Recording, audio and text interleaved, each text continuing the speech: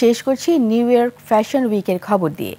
Glamour, বৈচিত্র্য আর আধুনিকতার মেলবন্ধনে new ইয়র্কে চলছে ফ্যাশন উইক।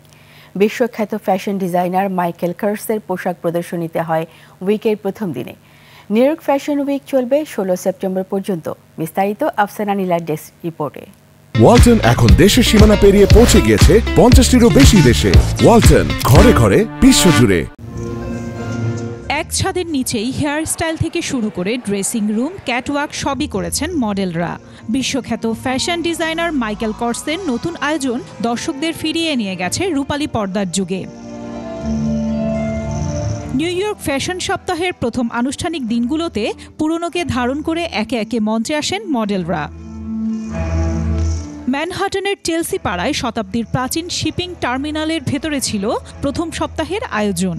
ভোগের আনা উইন্টুর এবং ক্লো ম্যালে, সঙ্গীতশিল্পী সুকি ওয়ার্সহাউস, স্টাইলিস্ট ল রোজ এবং অভিনেতা লেসলি বিপ এবং গুইনেথ প্যালেট্রা সহ অতিথিরা 66 বছর বয়সী ডিজাইনারের নতুন সব সংগ্রহ দেখেন। ইন্দোনেশিয়া কিংবা প্যারিস, কোথায় কোন আরামের পোশাক পরবেন তা বেছে নিতে পারেন এখান থেকে, বলছিলেন ডিজাইনার মাইকেল কোর্স। আমার গ্রাহকরা বেশিরভাগ সময় কাটান বিশ্বের বড় বড় সব শহরে, তাই মাথায় ছিল তারা কিভাবে আরামে থাকবেন। ভ্রমণের পোশাকের রং কেমন হবে তা নিয়েও ভেবেছি আমি। নিজেকে মার্জিত রাখতে সবাই চায়, তা আপনি এখানে পাবেন। New York fashion week 16 September পর্যন্ত চলবে। অফিসিয়াল ক্যালেন্ডারে 60 জনেরও বেশি ডিজাইনার থাকবেন আয়োজনে। আফসানা নীলা, ডেস্ক রিপোর্ট, 21 টেলিভিশন।